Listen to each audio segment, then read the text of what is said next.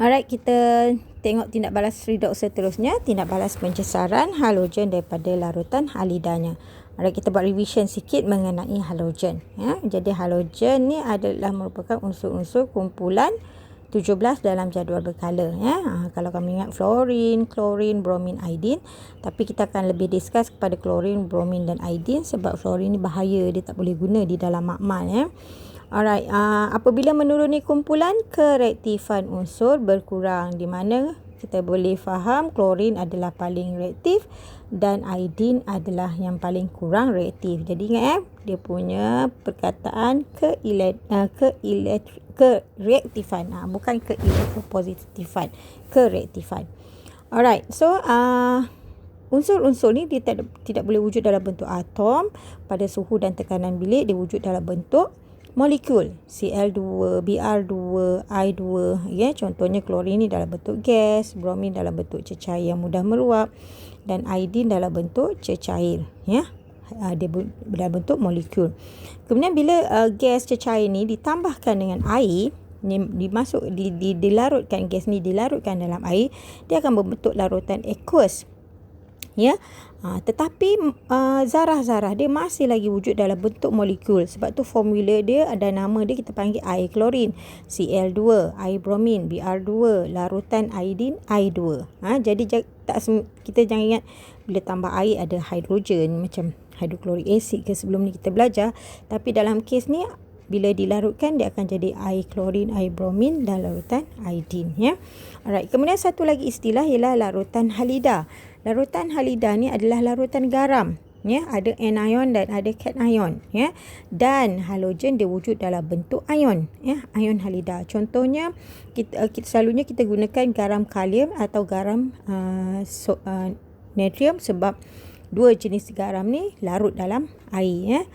Contohnya kalau kalium klorida maknanya kalium positif, ion yang wujud, dan juga ion klorida. Alright.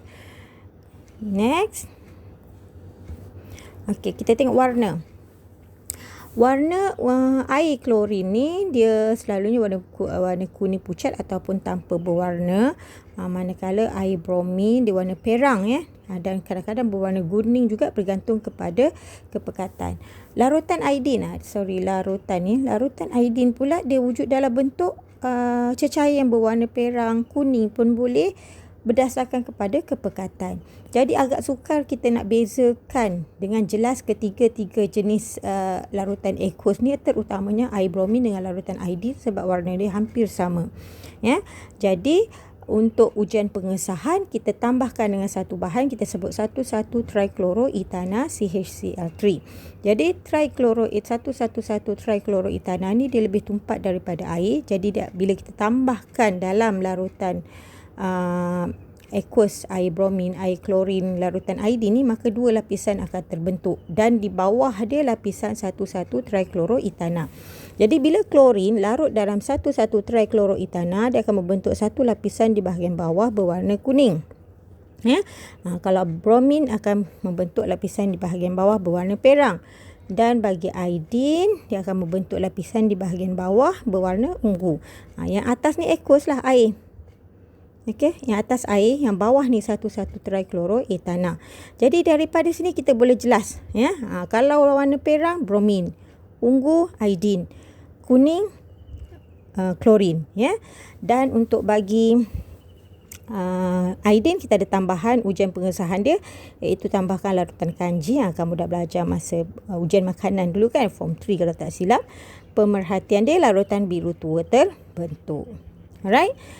Okay, now kita tengok pula. Ni contoh. Ya, ni warna dia lagi jelas yang eksperimen yang memang kamu akan dapat nanti selalu di dalam makmal. So nampak kalau ada iodin, ya, hasil dia iodin, maka dia akan bentuk lapisan warna ungu. Warna perang di bahagian bawah ada bromin.